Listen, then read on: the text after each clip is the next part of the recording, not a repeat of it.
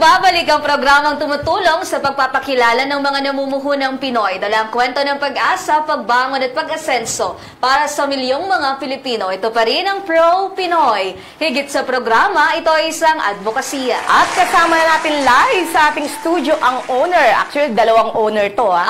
Ang owner po ng Alto Peak Chocolate Processing at Tigre E. Oliva Chocolate na sina Mr. Noel Barquera at Pamela Garcia. Ayan. Welcome po sa Pro Pinoy. Thank you so much for having us. Good morning. Ma'am, marami lang pong curious kasi, ma'am and sir, 200 exhibitors tayo. Parehas tayong kasama dito sa may National Trade Fair. Paano po ba kinukuha ng DTI itong mga exhibitors? Paano po pinipili yung mga exhibitors? Well, for us, for Tigre Oliva, we are a startup company. We are a pandemic business. So, of course, we reached out to our local network, government agencies, for any help that they can provide to us to support and promote our local business, our local farmers we work with, our advocacy. And fortunately, DTI, we were on their radar, and they invited us to join this National Food Fair, and we're so excited to be there. So thank you so much, and that's why we're so happy to have the support of these type of agencies. Kayo po, Sir Noel. Lumapit din kayo. Yeah, ganun din po ako. Nag-umpisa po tayo ng 2019. Tapos pandemic din katulad ni Ma'am. No? So we developed our product during the pandemic talaga. And like Ma'am, we also reach out to different agencies, government agencies for help. At saka we strengthen our collaboration with other the artists, the farmers, and other stakeholders na kabilang sa industriya ng tsokolate, no? So, yun, naimbita tayo at si Alto Peak din ay naging finalist din ng isang presidential nominees for Best MSME for this year. Wow. Kaya nakikilala tayo. Sa dami po ng mga pwedeng i-business, bakit gusto nyo tsokolate ang napili ninyong gawing negosyo? Miss Pamela. So for us, that's a very easy question. Chocolate makes everyone happy. Everybody loves chocolate. Who doesn't love chocolate? So we went into this business knowing that we could do all types of things from the chocolate bars. We now have also our own snack chocolates. We do granola dip chocolate, mango dip chocolate. We make our own cookies. We have cakes, all using our own local chocolate. So in the heart of the Filipino sa puso natin. Iba pagka chocolate na yung pinag-uusapan, di ba? Yes. Kayo po, Sir Noel. Sa akin naman, iba yung kwento ng chocolate. Kasi nasa province kami, we're not really parang hindi available yung mga dark chocolate Leyte sa po, right? Leyte. Ormoc City, Leyte po. So, yun po, no? Nung kasagsagan ng on diet si Mrs. ng low carb diet siya, we're really looking for good dark chocolate. Hindi siya available sa market, parang madalang lang. Pag mayroon man, parang nag-hoarding na kami. So, sabi ko naman sa kanya, why not create our own chocolate? Sabi ko sa kanya. Pero, passing lang yun kasi alam naman natin, mahirap si tsokolate. Hindi naman ako chocolatier, hindi naman ako chef. By profession, I'm a safety officer, practitioner, rescuer. Ganun po yung field ko, trabaho ko. So, yun. But when I availed the early retirement program of my company, pinasok ko na talaga siya. Parang sabi ko nga, magkakaw-farmer ka nga ako, sabi ko. Tapos sabi ng isang mentor, matatanda kang bigla dyan, 3 taon pa, hintayin mo yung magbubunga yung kakao, kaya pasukan mo na yung Pero industriya. Pero nakakabata ang chocolate eh. Oo, yun. Kaya yun po yun, no? Doon nagsimula yung journey ng Alto Peak. So, rescuer po kayo dati? Yeah, actually, kapitbahay lang Dito tayo. Lang daw sila. Nasa barangay San Antonio lang ako sa likod, tapos yung office ko nasa One Corporate Center dito sa Meralco. So, rescuer, ang na-rescue po ng inyong tsokolate, yung asawa niya na. Yeah, it's about love kasi. So, chocolate is about love. So, showing that promise to a wife is spreading that love to others. Yes, ang ganda ng usapan natin ngayon, happiness and love. Hindi lang para sa asawa ni Sir Noel. Yes. Para matikman na rin ng ating mga kababayan, di ba? Mga pro-netizen. Yung kanyang chocolate. At saan po kayo, Ma'am Pamela, bumibili po ng supply ng ating kakao? Okay. So, one of our partners kasi, he's into agriculture and farming. So he's the one who works very closely with our farming communities and collectives. He teaches them how to grow the cacao, how to harvest the cacao, how to treat the cacao with care. And in turn, we bring the cacao here to our commissary, and with the labor, the fruits of their labor, we treat also their work with utmost dignity. We take so much care because we know how hard it is to grow cacao. So we source from different farms, not just one. So we source from Davao, Cotabato, Samar, we have Bohol, because we also want to show na Philippine cacao is world-class. It's just like grapes and wine, depending sa farm, yung anong meron doon sa farm, yung nature, yung terroir, if there's coconut trees, all the cacao pods will taste different. There's not one taste. Yes. Kumbaga iba-iba nagiging lasa niya. Sa katabi niyang halaman, katabi niyang puno. Yeah, whatever's grown in that area, we want the Filipinos to know na cacao is so unique in that way na when you roast it, grind it, treat it with process it in the chocolate art making, iba talaga yung lasa. Oo. Pero, Sir Noel, ano po yung particular, di ba may iba't ibang types ng cacao. Ano po yung particular na cacao na ginagamit niyo sa inyong chocolate at sa inyo rin po, ma'am? Sa cacao naman, mayroon tayong, ang ginagamit talaga ng mga chocolate maker is yung dried cacao fermented beans, no? Yun po talaga yung ginagamit. So, dumaan po talaga sa isang post-harvest management, yung fermentation. Kahit anong variety naman, no? Tayo ay we're promoting yung mga hinahanap natin yung Criollo, pero napakahirap pa natin yun. Wala po yun sa merkado. Mayroong nagpapatubo, pero wala namang talagang direct na volume na mayroon. Oh. So, what we have is the clone, no? Kahit naman anong variety, basta maganda lang yung proseso ng harvesting, ng processing, lahat-lahat, ay tsaka yung paggagawa mo ng tsokolate, ay resulta naman siya ng masarap. No? So, wala talagang particular na beans. As long na tama yung paggagawa, tama yung proseso. So, kaya nananalo tayo sa mga international competitions. Not for the beans, but for the processing. Not for the beans, but yung proseso talaga, paano siya ginawa. Okay, ma'am. Ano pong... Like Sir said, we all have our own recipes and how we go about chocolate making.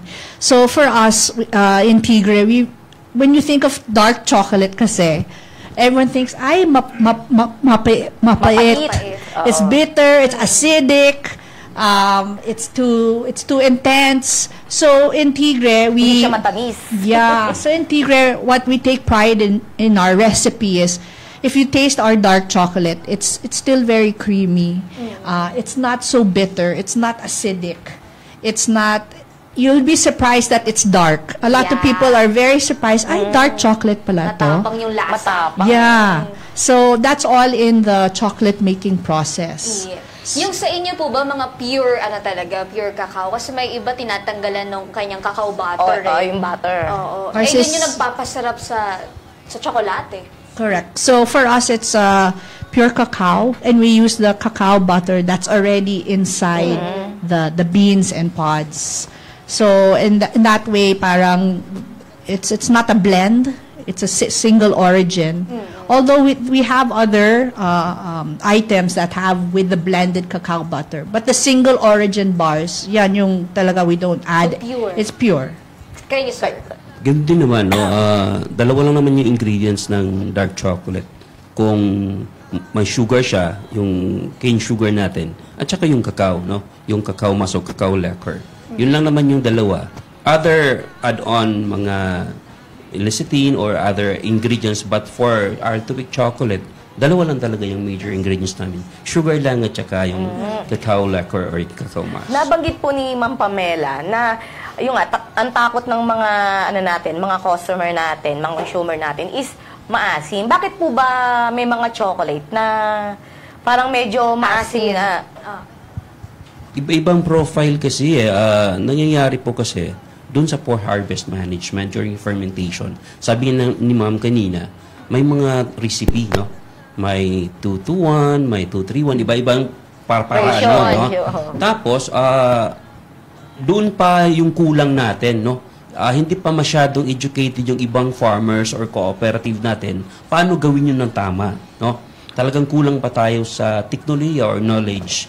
Yung iba naman ay parang sarili nila sa ano nila ay tama na, hindi sila nagpapaturo, no? Kaya po, mayroon tayong ganun na pag natikman natin yung isang produkto, yung sinabi ni ma'am, acidity at saka astringency. Yung talagang dito talaga parang lalo na pag tumataas na yung percentage of bitterness at saka yung astringency. Kaya ganun po yung nangyayari. So, bihira ka lang makakita ng tsokolate na sabi ng creamy, katamtaman lang yung lasa, tapos controlled yung kasi pag controlled yon sa forced harvest management, maganda itong ginawa. So, nasa tamang proseso talaga. At saka sa tamang knowledge nung mga nag-handle nung kakao. Pero sa palagay niyo po ba, dahil sabi niyo nga po, is kulang pa tayo sa information dissemination, di dapat po yun ang mas paigdingin ng ating gobyerno para makatulong, di ba? Mga trainings para sa pag-handle ng tama, ng maayos. Ayan, kay Miss Pamela naman po, nung pandemic, prior po nitong pagnenegosyo, ano yung mga ginagawa natin, pinagkakaabalahan natin bago tayo magtuloy-tuloy dito sa chocolate business? Before pandemic or during pandemic? Sorry. Before. Yung dati nating trabaho, bago tayo magnegosyo. So what we were doing. So before pandemic, we just had purely the chocolate bars that we were focusing on. Chocolate na po talaga. It was always chocolate. So we started with that because, as I said, my partner kasi was harvesting and working with cooperatives, talaga with beans. He was actually exporting to big countries abroad. And so he thought, I'm exporting to the US, to international countries, but the beans are coming from the Philippines. Sayang naman. So why don't we get first dibs on what we're harvesting and let's create a chocolate company? Kasi parang sayang naman, we're sharing our fruits of our labor outside. Yes. How about yung iba yung nakikinabang imbis na tayo, di ba? Correct, so, bar correct. po muna, bar. Bar. That's how we started sa May bars. pictures ba tayo dyan ng kanilang bars? Para pag nakita natin yung packaging, kalamang Pamela ito. Itong Yes. So, tiger. yun sa picture na yan, yung una, aside from the bars, our best seller talaga is yung Pili Butter Bars. Pili? Yes. That is our #1 seller. So, from the bars, we moved into those little snack bars I showed you. Yung Pili Butter Bar is the one that put us in the map. Kasi yung pili nuts is indigenous only to the Philippines. Bicol. Sa Bicol. Yes, correct. Oo. So instead of peanut butter, cashew butter, we made our own pili nut butter. Yung iba kasi almond. Yes, diba? correct. Pistachio. Baso, diba? macadamia. Yes. So we took pride in using only local Philippine products. Maybe ingredients you don't think about. So we made a nut butter with the pili. And diba uso sa States yung parang salted caramel with the so with us naman, we put patis inside our chocolate. Kasi diba, Joanna, tayo mga Pilipino, gusto natin yung Curious ako nag-aagaw yung tamis at alat, yung champurado. Yes. Inaano nga natin, pinapartner natin sa tuyo, diba? So we put it into the chocolate bar. So parang may sweet, may salty, tapos may ganache on the outside. So different layers siya. So when you bite it, parang it's the taste of the Philippines in one bite. Hindi nakakaumay. Hindi talaga. At saka, iba yung lasa. Curious ka pala. sa kanila mo lang matitikman dahil may pili. May pili. Pero Sir Noel, kayo po, ano po yung mga una yung mga naging produkto? Yung sa Altopic naman is market-driven Kasi yun nga, I'm not into chocolate making talaga. Tapos, my first intention is a gift to my wife. So, tsaka naging business na din siya. So, my first creation talaga is tablea, which is really popular among Filipino. Tapos, yung 70% dark. Yun talaga yung unang ko. Tapos, nung nag-umpisa ko ng negosyo, papasok na yung Disyembre So, really, children are really fun of knowing mayroon palang chocolate factory sa Ormoc. Kaya nagpupunta yung mga bata. Tapos, natikman nila, 70% dark. Ayaw nila kasi mapait. They're sweet tooth, no? So, yun. Gumawa na rin ako ng milk chocolate thereafter. Tapos, sabi ng mga follower ko for 70%, tumatamis ng 70 mo, parang naano na kami, gusto namin 80 na. So, 80 na. Tapos sabi nila, parang matamis na rin yung 80. 94 na. 94. Gumawa na rin ako. Actually, it's all market driven. Tapos, tinitingnan ko rin yung mga competitor, ano yung pinagagawa nila. Kasi, multimedia tayo that time social media tayo that time Tapos, nilakasan namin yung social media presence namin. Because pandemic nga, no? Pandemic nga. Kaya, doon po yun nagsimula talaga how we develop most of our products. Tableya. Even our chocolate bonbons. You have also. So, tableya hanggang sa, ito yung mga suggestions ng mga mamimili. Kayo, ma'am, nung during pandemic, ano pong naging takbo o flow ng negosyo? Kumusta po? So, during pandemic, of course, parang chocolate was, it wasn't a need. It was a luxury item, di ba?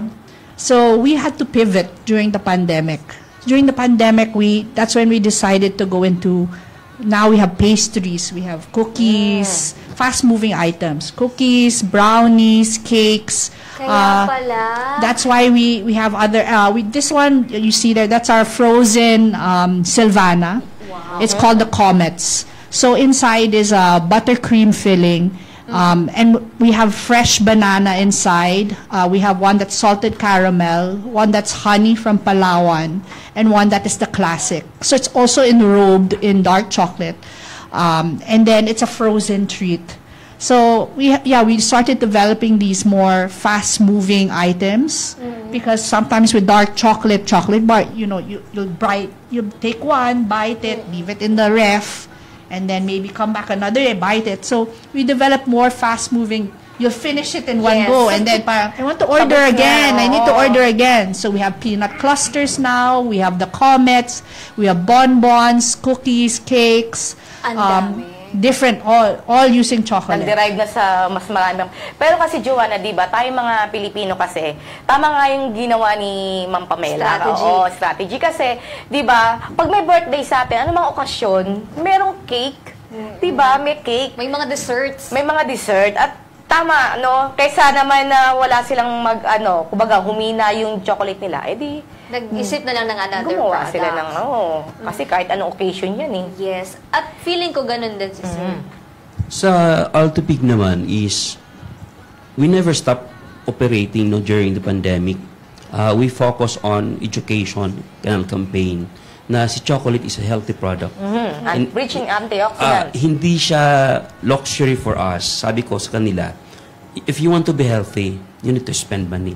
Yes. At dahil during that time, pinopromote natin yung wellness. Dapat malakas yung katawan mo, malakas yung resistensya mo. So, you need to buy chocolate. Kaya we promote really yung mga husband na nasa abroad. They're really sending us private messages.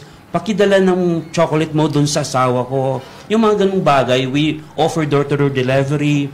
Tapos yung mga tao talaga na naka-lockdown sa bahay na talagang yamot na talaga kung anong gagawin. They're buying champurado for yung mga tableya natin, ginawa nilang champurado with dilis, yung mga ganun. Tapos yung mga products talaga natin na lalo na that time parang parang napansin natin paano maging healthy Yes, health-conscious. Health-conscious, kaya ang daming bumibili ng chocolate. Sabi nga ng mga kakilala ko sa Davao, buti hindi ka nagsara. Sabi nga ganyan, hindi kasi parang nagdi-deliver nga ako border to border kasi may lockdown border to border, di ba? I use my own car to deliver to the different borders dun sa Ormoc. Para lang yung other places, matikman naman yung Alto Pig. So yung ginawa natin during pandemic. Tuloy-tuloy pa rin. Parehas kasi di ba, tsaka yung chocolate, nag-release siya ng happy hormones. Nung pandemic, malungkot tayo. Pero nire-relate din ang tsokolate sa, maano yan sa sugar, baka magka-diabetes ako, baka tumaas yung sugar level ko. Paano naman po ninyo na na tatanggal yun sa isipan ng mga mamimili? actually it's a guilt-free treat. You won't feel guilty about taking the dark chocolate. Because of all the health benefits, the antioxidants, it's good for your sleep, the happy hormones it releases. So also people who are sugar conscious, keto, those who have diabetes, dark chocolate is a very, very good option. As Sir said, there's only 3 ingredients that's in it. And with the higher percentage, the lower the sugar or raw cane sugar that's in it. Puro dark chocolate lang po ba yung inyong mga produkto? Milk chocolate. Walang milk, we have white chocolate and we have dark milk. But right now, yes, which is 52% for us. So we have up to 52 to 80%. Kaya naman, sir, sa benefits naman po ng tsokolate natin. Yun nga, sabi nga ni Ma'am kanina, no? It releases happy hormones, good, yung flavonols niya, it's really good for the health talaga. So sa amin naman, as owner of chocolate or manufacturing, we really educate the people. Kasi, for example, we are used to receive pasalubong from abroad na talagang candy chocolates, no? Yes. Lahat ng mga popular brands sa mall, imported. Yun talaga nakasanayan natin. Kaya siguro yung paleta natin ay sanay talaga sa pagtikim mo. But it's very difficult to start na bakit ipapatronize yung dark chocolate. So we really educate more on social media, more on talking to people na ito yung mga benefits ng tsokolate para ipapatronize tayo. At naging instrumento si pandemic nung time na yon. Kasi maraming lumalabas talaga ng mga study abroad na talagang chocolate is really good for our health. Ang daming ganung bagay. So, natutulungan tayo ng mga iba't ibang mga literature na talagang chocolate is really good for our health. Kaya, yun, gumawa ko ng 70, even to 100% dark chocolate na ready to eat na talaga, no? Para, yun para sa masa.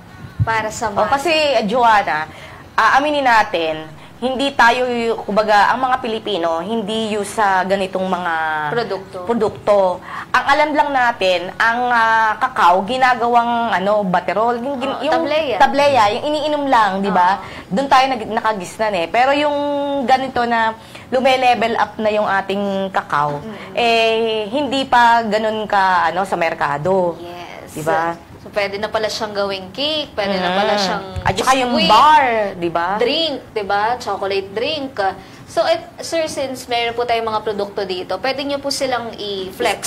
Isa-isahin po natin. Isa-isahin po natin para makita din ng mga Pro-P netizens, yung mga abangan nila sa National Food Fair. Ito lang pong sample ng mga product na meron ako. Do yung iba nasa booth na namin, naka-display.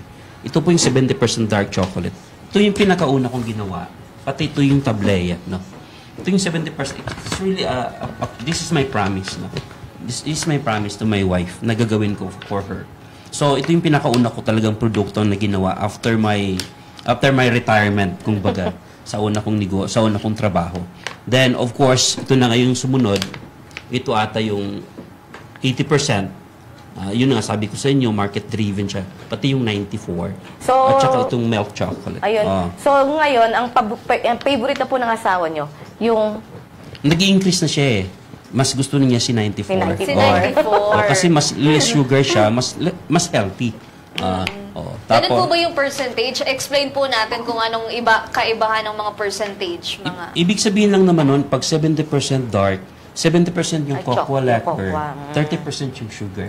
Ganun lang po yung mas less ang sugar. So the higher the percentage, the less the sugar. When it comes naman to yung mga sugar-free, they're using stevia. So, yung ratio and proportion lang naman nun, kinocompute. Pero, siyempre, zero glycemic index is stevia, kaya kiniklaim talaga na sugar. Meron po ba kayong ganun na, or iniisip nyo na maglabas po ng ganun? Meron naman ako, hindi ko pa kina-commercialize. Kasi si stevia, ang dami niyang range, no? Ratio ng sweetness. Dapat makatch mo talaga anong dapat na variety na, anong dapat na specs na gagamitin mo para pag sinabi mong 70% sugar-free, talagang 70% sugar-free. Hindi siya masyadong matamis. At stevia yung magpapatamis doon. Or other sweeteners. Oo. Na Ma'am zero Pam, GM. kanina sabi mo yung chocolate nyo is may pili, di ba? At yun produkto ng ating mga kababayan sa Bicol region. Pero di ba, naisip nyo ba na kasi kilala rin ng Bicol region sa maanghang.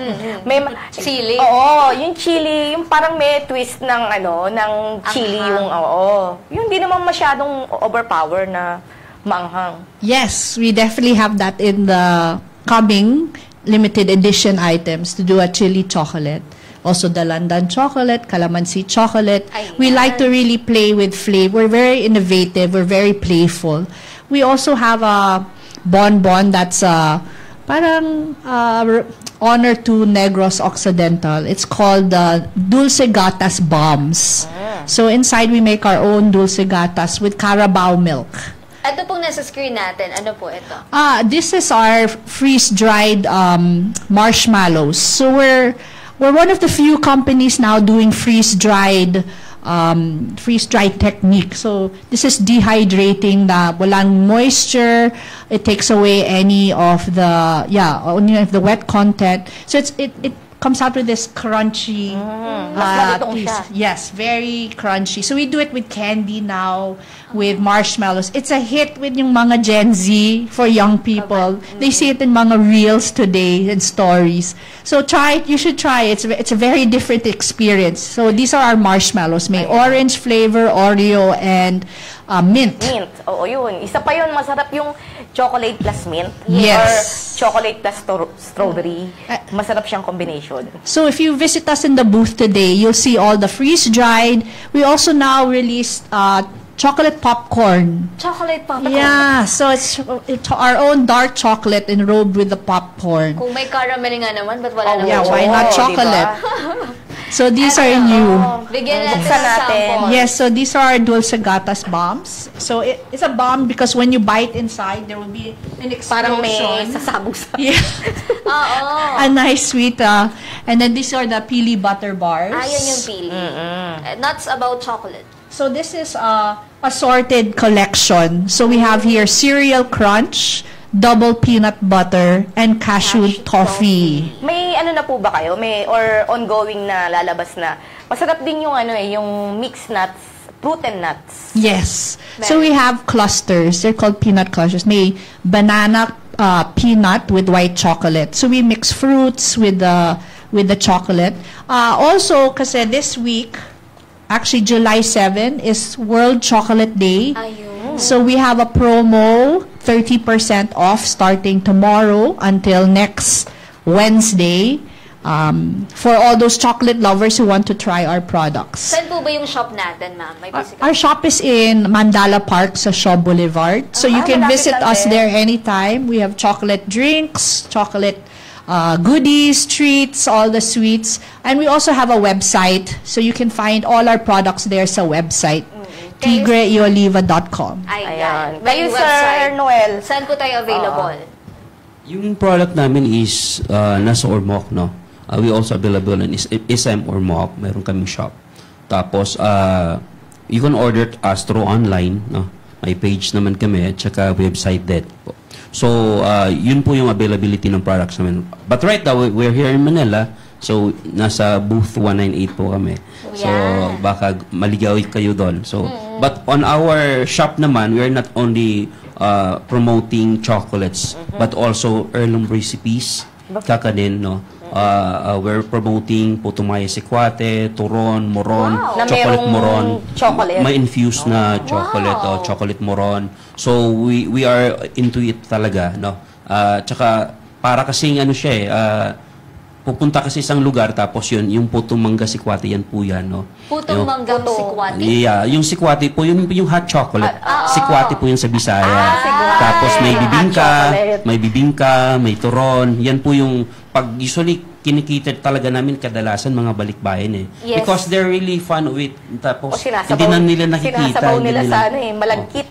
We're surprised nga kasi yung mga Gen Z ngayon, parang they're into it na parang ano na rin sila sa burger, parang sawa na sila. So okay. they're transitioning to it. Also our famous delicacies, may champurado tsaka dili. So we are offering that also in our Ganda, shop. diba? No? Nakakain at naiinom mo ang tsokolate. Uy, marami na one time nakita kong vlogger.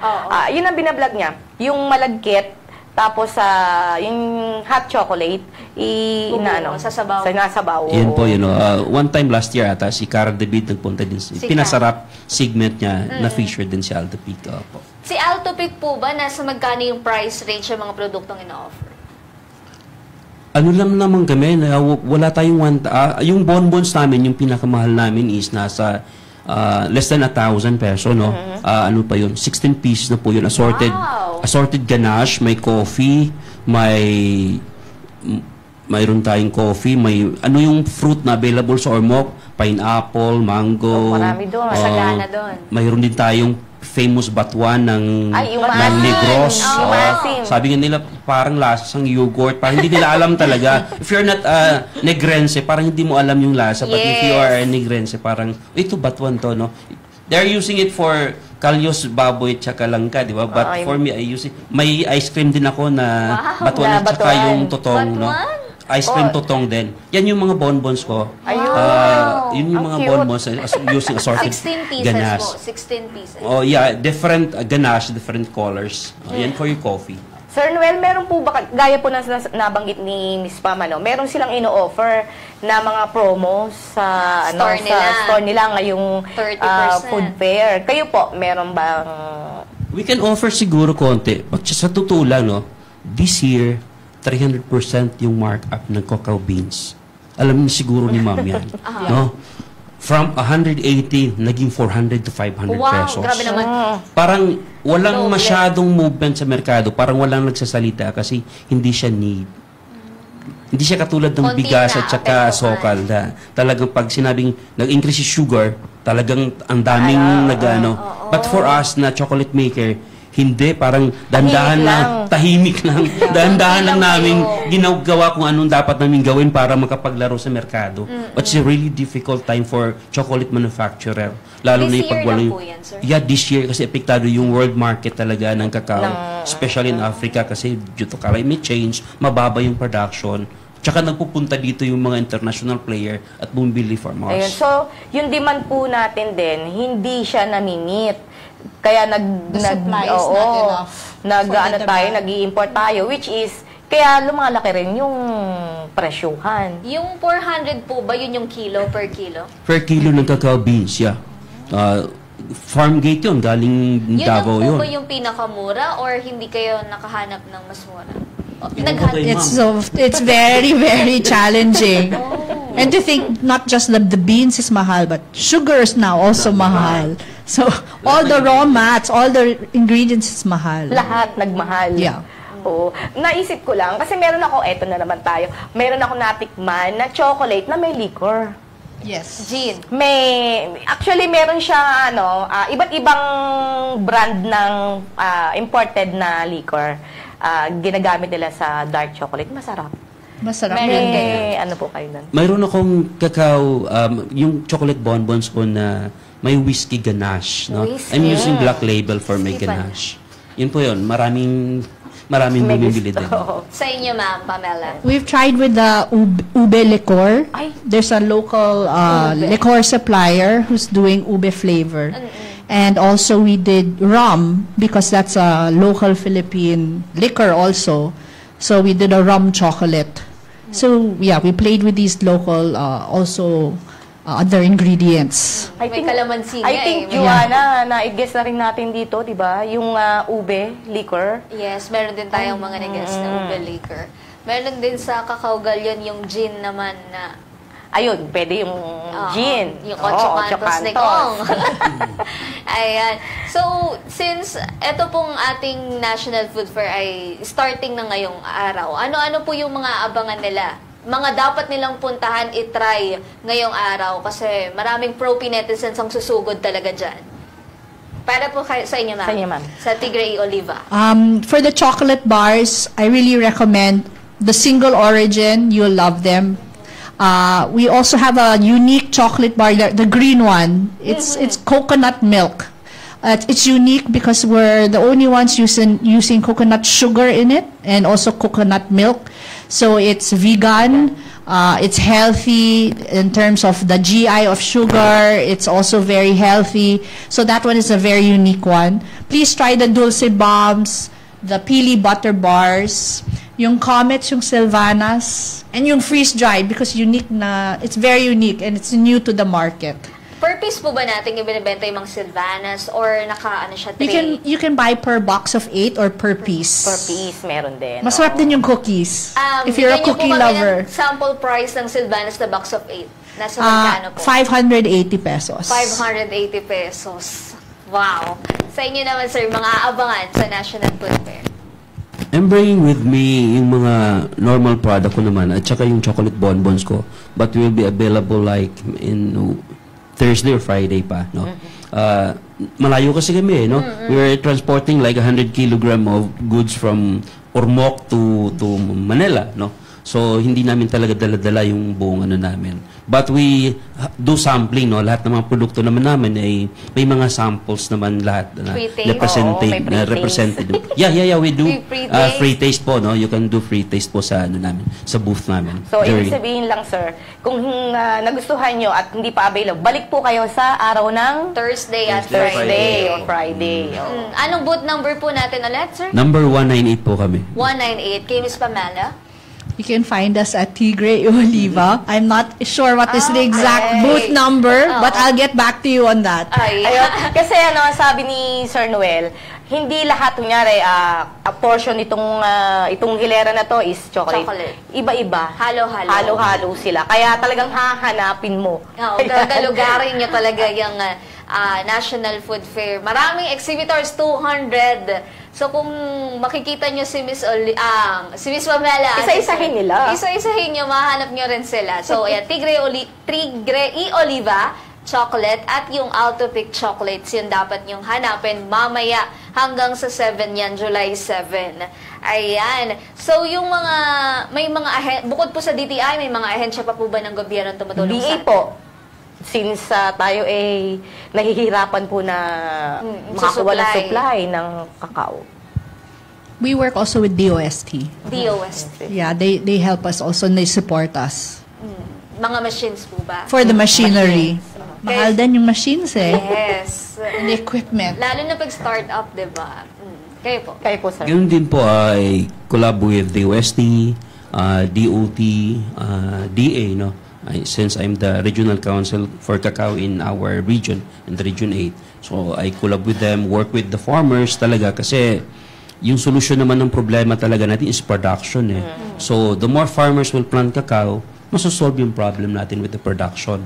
Tsaka yung technology transfer ng mga magagaling na sa industriya, no? So, yun po yung mga kakulab natin. Of course, the local LGU, no? We collab with them para naman masuportahan yung industriya. Malaking bagay yung yung pagka may LG yung support. Kasi halimbawa sa isang lugar, lalo sa mga probinsya, kung halimbawa ako, may malawak akong lupain, hektarya yung lupa ko, kulang naman ako sa finances. At least, yung LGU or national government, tutulong, magtanim ka ng di ba? Kahit financial. Ng kakao. Sayang yung lote. Yes. May napansin lang po kung may bags kayo. Sino po gumagawa ng ganyan?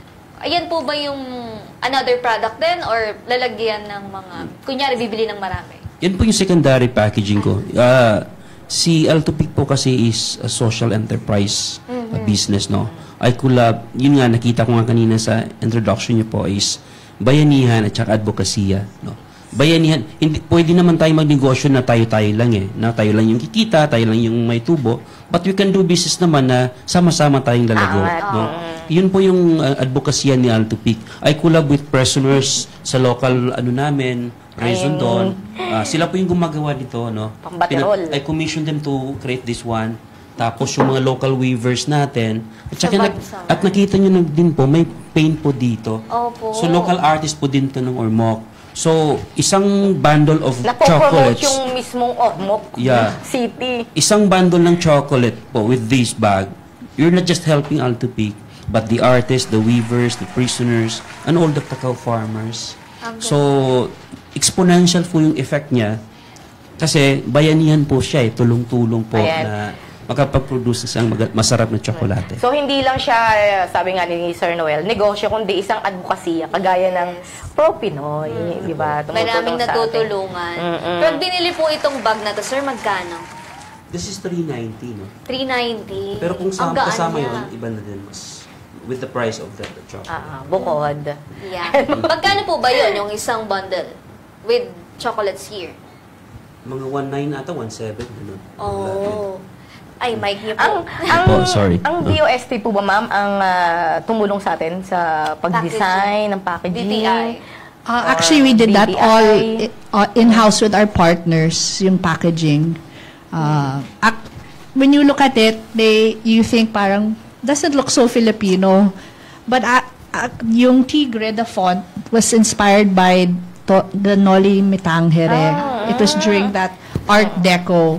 Tapos yung circles nakita mo dito, that is inspired by the Philippine sun that you find in the old stamps, yung mga stampites, and then yung mga old Philippine coins. That's the circles you find here.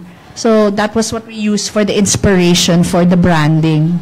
So, yung kwento. Naisip ko lang, ma'am, curious lang, since local produce po itong mga ginagawa po natin. Ano po yung feedback? Kasi syempre, nakarating na po ba yung mga produkto nyo sa abroad? Naikumpara na po ba nila yung produkto nyo dun sa nakakagawian nila ng mga tsokolate doon?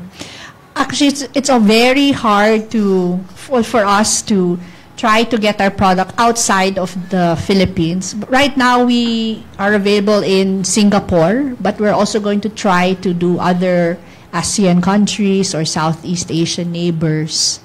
Ano pong feedback nila? Oh, they said it's world-class chocolate. They can't believe it's from the Philippines. Masarap talaga. They're so proud to have the Philippine chocolate abroad. So slowly, I think that is the goal of, I think all chocolate makers is really to put Philippine chocolate on the map. Sa inyo naman, sir, nakarating na po ba sa ibang bansa? Yes, nakapag-ship na ako ng isang batch for sampling sa Japan. And actually, ngayon or tomorrow, I'll be meeting with them, a group of Chinese investors, and they're partnering with us and exclusive distributorship in Japan. Yun talaga yung gusto na. Basta may Nihongo translations dun sa packaging natin. So, actually, they're flying right now sa Pilipinas. I will meet them here. Kasi malayo sa Ormoc eh. So, magkakaroon kami ng business meeting today or tomorrow. Timing na talaga. Yeah. So, yun po yung goal din na sabi niya ni ma'am. Gusto nating malagay yung pangalan natin sa world map na siyempre galing sa atin yung beans tapos wala tayong popular brand abroad, no? So, dapat ganun din. So, napakahirap din talaga pasukin yung abroad, no? Kasi, for example, if you want to do Middle East, dapat halal certified tayo. Okay. If you want to go to the US, dapat yung US FDA nila, comply tayo, lahat ng mga requirements. Pagpasukin mo naman sa Amazon, ang laki ng parang on-standby stocks mo doon na number of thousands talaga nilalagay mo doon. So, napakahirap talaga for startup companies, lalo na nasa province kami. Logistically, napakahirap po, no? We're bounded by different islands. Tapos, si chocolate kalaban niya, init. Natutunaw siya.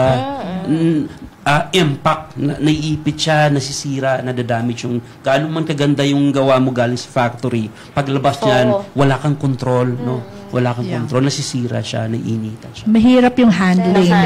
The handling. Ay, ang struggle pa po niyan, Sir Noel, is kilala rin ang mga Hapon, ang Japan, sa kanilang mga tsokolate.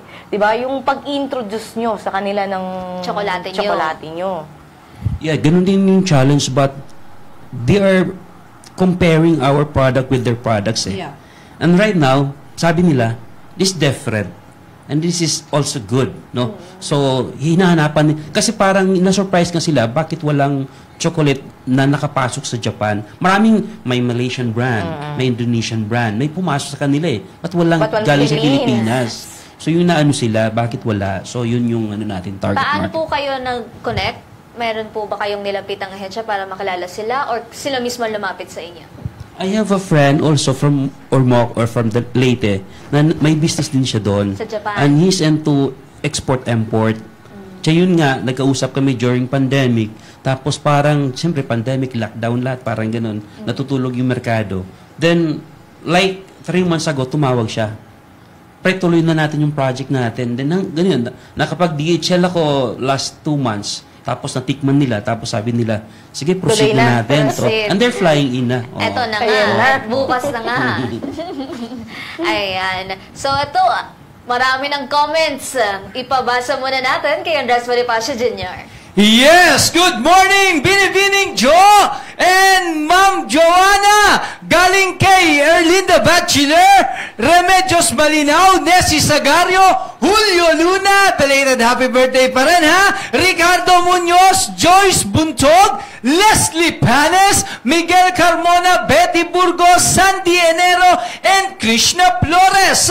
Sabi ni Ronald Tumbaga, chocolate ang isa sa mga pinakamasarap na pagkain sa buong mundo at mahusay rin sa kalusugan. Sebastian Herrera, ang sweet naman ng usapan ngayon, chocolates. Ayan, malapit sa puso ng Pilipino ang tsokolate. Jobe Jane Hernandez, wow, ang sarap ng mga tsokolate. Mapunta nito sa food fair, sa Mega Mall, sugod na. Shaira de los Reyes, tama si Sir, chocolate lagi ang hinahanap na pasalubong paggaling abroad. Sana ganito rin ang Pilipinas kapag sila ang dumadalaw rito. Chocolate ng Pilipinas pampasalubong sa mga turista pabalik sa kanila. O nga no, pwede rin yun. Grace Cordova, ang daming flavors ng Alto Peak. Ang galing, gusto kong itry yung tutong. Nako, ano kayo lasa ng tutong na yan? June Cabeza, yan ang problema ng mga chocolate manufacturer. Hirap maghanap ng mga supply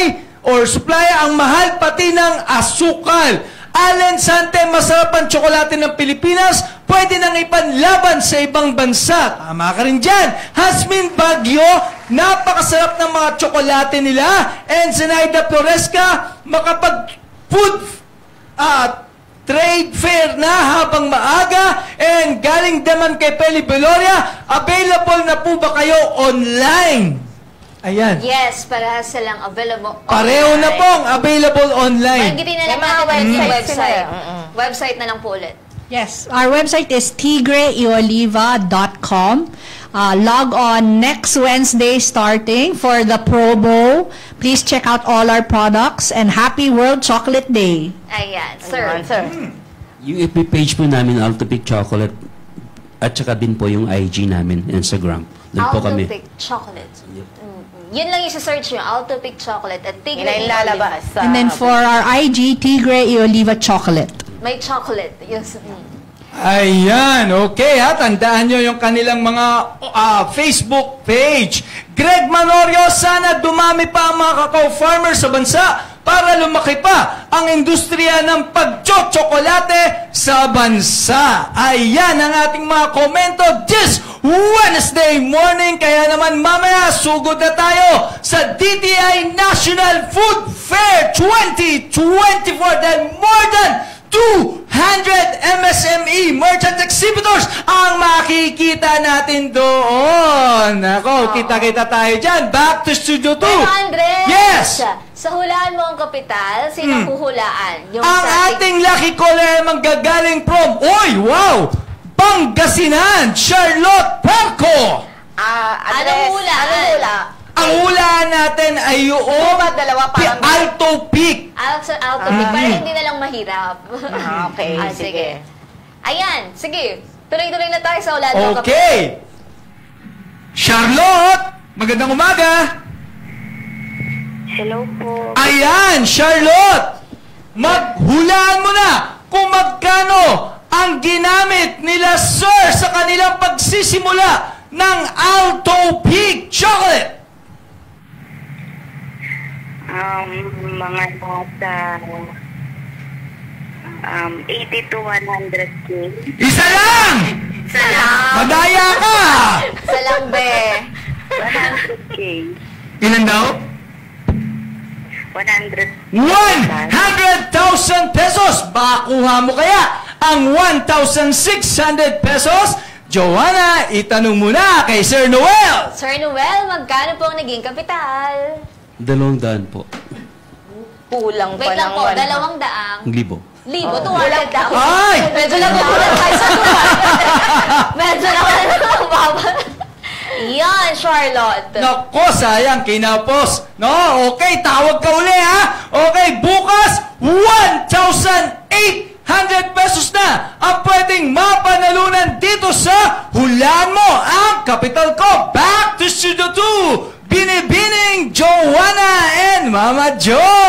Ayan, Joanna, tanongin natin. na ano ko lang, nabasa ko, ay nabasa ni Andres, ayan, na makipagunahan din si Ma'am Sinaida Floresca. Eh, nandito mo siya sa bansa kasi nasa Canada siya eh. O, pupunta raw siya ng, ng trade fair. Ayan. Baka naman nagbakasyon, Mama. Oo nga.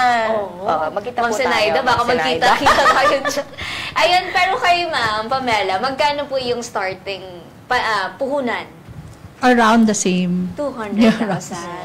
So, ayan. Kailangan may 200,000 tayo. Pero yung sa 200,000 po, talagang pati unang Ano po yung mga ginamit. binili nyo? When I started the business kasi, wala talaga akong idea ng pinasukan ko. No? Kasi hindi ko non-field yung wala akong Chocolate. research, wala talaga. So, ang ginawa ko talaga, nag-enroll ako ng isang parang crash course ng cacao farming at saka chocolate making sa Davao. Tapos nakita ko, ito pala yung dapat bilhin ko, parang gano'n. So, pero hindi ko inalam magkano yon. Basta, ito pala yung may equipment. Tsaka nung binili ko siya, nabigla na ako kasi... Pero that time, namahal meron pa. kayong naka-ready na talagang Pera. puhunan. Kaka-retire ko lang eh. Ay, At the oo. age of 46, So, I gano'n. already tendered my resignation. Parang early retirement program ako eh. So parang last hope ko talaga yun para Yes. wala na akong trabaho, wala na akong ETM, kumbaga. So dapat may negosyo ako for the family. Kaya yun po yun. Tsaka I establish my value chain. Kaya saan bibili ng cacao. Kasi pag sinabi nating good cacao, quality, parang gano'n. Davao lang yung nasa isip ko dati eh. So yun, nag-a-attend ako ng mga conventions or seminars, congress, para lang malaman ko yung kabuuan ng value chain. Ayun. Kaya doon po, nag-umpisa ko sa 3 kilogram, yung mga tilted premier melanger, yung mga ganun po, refiner, yung mga ganung bagay lang. Pero doon na lang ako nabigla na ang mamahal. Ang mahal pala ng gamit. Pero sabi nga naalala ko bigla, Joanna, sabi ni Kong, pag yun na yung last money mo, wala kang ibang gagawin kundi iakyat niya sa taas. Oo, hindi mo pwedeng ipatalo. Ipatalo, oo, sa negosyo. Yung first batch po na nagawa natin, mga ilan po yung nagawa? Kunyari sa Tableya, di ba doon tayo nag-start? For Tablea, yung una ko talagang gawa, kasi first time ko talaga gumawa ng Tablea. Though, popular naman yung Tablea natin na sa province talaga, halos lahat ng bahay gumagawa ng Tablea. No? Kasi fun nga yun eh. Ang problema lang, we're talking about tempered chocolate. No? Talagang hindi nalulusaw agad, talagang maganda yung quality. So, inaral ko talaga siya. At napaikot ko naman yung punan. Only lang, coming na yung December, di ba? And chocolate is really popular during that time. December. Kaya from one equipment, nagdagdag ako agad ng 3. Kasi for one batch of dark chocolate, sa akin for personal, 72 hours yung takbo. Kasi maliit yung equipment ko. Oo nga. So, ano siya, lugi sa Isipin mo, sa production. yung customer ko, naghihintay ng 3 days bago ko, yung Magawa. 3 kilong umiikot, Bago may mailis. 5 o 10 tao nang naghihintay. Nag-aabang. Parang ganun yung nangyari sa akin. Malakas. Ganun ang magandang problema, sir. Kaya parang yun Kaya na siya siya. nagdagdag. Nagdagdag. Parang, accordingly. No? Oo, kasi yung gaya nga ng sinasabi ni Sir Noel, meron akong, siguro dahil sa Ma'am Pamela, di ba sabi niyo madali siyang matunaw. Meron akong once na nabili, ang daming asukal. Siguro dahil para matunaw hindi, agad. oo, yung tumigas talaga siya. Pero Hindi maganda yun. Hindi maganda Pandadaya yun, no. Kay Ma'am Pamela, mga ilang produkto yung nagawa sa first batch? So, I'm thankful that my 2 partners kasi, si Malcolm and si Rob, they're really mahilig in chocolate. They're the ones who like to tinker, to play around. So, they really know chocolate. They knew about it. They researched about it. They had small equipment in their house. So, I think already from college, they were already playing around with chocolate. Experts. So parang, yeah, so actually when there's a problem in the factory, and they're abroad because one is based in Zamboanga, one is in Dumaguete. Even if I just show them a video or a photo, alam nila what happened, what was wrong. They know how to troubleshoot. Okay. It's just in their nature. Yeah. So smooth yung pagsisimula natin. It was, I think it was more of the recipe, nagtitweak. Ayan. Baka meron po kayong mahalagang payong pwedeng maibigay sa mga nais ding magtagumpay sa negosyo. Go, sir. Yeah. For us, no, for me is homegrown talaga na from Ormoc, and I'm not into business. I'm not a chocolate maker by birth, kumbaga, no. So yung sa akin lang naman is sa recipe nagkakakopyahan di ba? Nagkakopyahan, pwedeng yung recipe ni ma'am, pwede kong gayahin, yung recipe ko pwede rin nilang gayahin. Ganun no? Kasi wala namang parang authority for that, no. But yung passion natin, no, yung passion natin na paano natin mapalago yung negosyo, yung dapat, yung hindi kayang kopyahin na matutulog ka 2 oras lang, 3 oras. Kasi when I started the business, I'm all alone, kumbaga. I started as a nano-entrepreneur talaga. Kasi si Mrs. siyempre, may negosyo din siya, tapos yung mga anak ko nag-aaral. Wala naman akong pangsahod kung mag-hire pa ako. Kasi hindi mo naman basta-basta makapag-hire ka ng employee na hindi naman tinuturo sa school, di ba? Yes. Anong gagawin niya doon, no? So, ikaw lang talaga lahat. So, uwi ako ng 3 o'clock sa madaling araw, tapos gising naman ako ng 5. Tapos, cycle. Tapos, pandemic pa. So, with that, parang sabi ko nga, kahit nakakopy niyo yung recipe namin, pero yung passion namin how to run our business at saka yung advokasya namin ay patuloy, yung bayanihan sa pagninegosyo, patuloy po yun na gagawin talaga. Kasi if we believe in inclusivity, marami tayong matutulungan talaga. Lalo na yung mga farmers. At least ngayon na nakukuha ni Sir Noel yung fruit of labor niya. Yes. Diba? At saka ni Miss Pam. From love talaga dito kay Sir. Kay Ma'am Pam naman, mahalagang payo po. Very similar. We're very, very passionate about what we're doing. We really want to get as many people to try our chocolate. As you know, the fruits of their labor is very hard, but the truth is also when you finally taste it and then you hear that, ay, masarap. It's really that satisfaction na the appreciation, the hard work, the long hours, and having somebody say and appreciate that it's a good product. I think also because parang we're also trying to be very innovative with the 4 of us. We're very young people in our brand, in our company. So we're always trying to look outside the box, play outside the box. How can we do unique things? So there's a lot of R&D, a lot of things that are going on. So just wait and see, and hopefully we can really grow this business into something where we can be known and proud talaga of our company. Ayun. Last, invite po sa ating mga Propi netizen para Tsaka pumunta batiin niyo sila. rin po yung mga gusto niyong batiin. Sige po. July 3 po ngayon hanggang sa Sunday po, nandito po si Alto Peak sa Metro Manila, no? Booth 198 po, baka maligaw kayo banda dito. So, pasyal po kayo sa Mega Mall. Tsaka, batiin ko lang yung wife ko, which is the reason why I do business. Celeste Barquera po. Tsaka yung mga anak. Si mga anak ko. Hope they're watching right. Pakibanggit po yung mga angels nyo. Yung anak ko po, I bring 2 of my sons right now. Parang succession planning na din. Because they're taking up entrepreneurship. So, tindero po sila ngayon.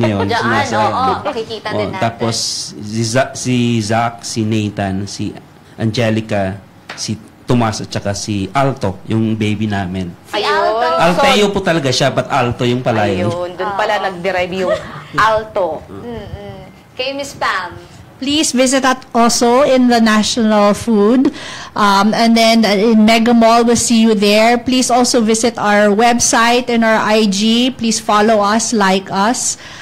We'd like to thank also my partners, Rob, Rachel, and Malcolm. Of course, my husband who supports me, Maui, and my mother and my brother who encourage me to carry on. And also everyone that works in our shop in commissary for all their hard work. Thank you so much. And thank you for everything you do to bring chocolate to everyone. Yan. Maraming salamat po, Miss Pam. At Sir Noel. Thank you po. Ayan, naway nakapaghatid kaalaman at inspirasyon ng kwentong hatid ng Altopic Chocolate Processing ni Mr. Noel Barquera at Tigre E. Oliva Chocolate ni Miss Pamela Garcia. Bukas tuloy-tuloy pa rin tayo sa pagpapakilala ng mga naiibang stories of nego success mula sa National Food Fair 2024. Ako pong muli si Joanna Luna, ang iyong kabalitaan sa mga pinakabagong pwede ninyong pagkakitaan. Have a safe Wednesday morning, Barangay Radyo 1. At sa ngalan po ng Dasenso sa Negosyo Authority, Congressman Butch Pichay, ako naman si Kalusugan Girl, Jo Mariano. Di kami titigil sa pagsuit sa buong mundo ng mga kwentong kapupulutan nyo ng inspirasyon, tips at teknik sa pagninegosyo. Lagi nyo kami samahan, Lunes hanggang Biyernes from 9 to 10:30 in the morning. Exclusive po yan dito sa Radyo 1. Dito, Pinoy ang angat. Dito, Pinoy ang sikat dahil tayong lahat ay Pro Pinoy!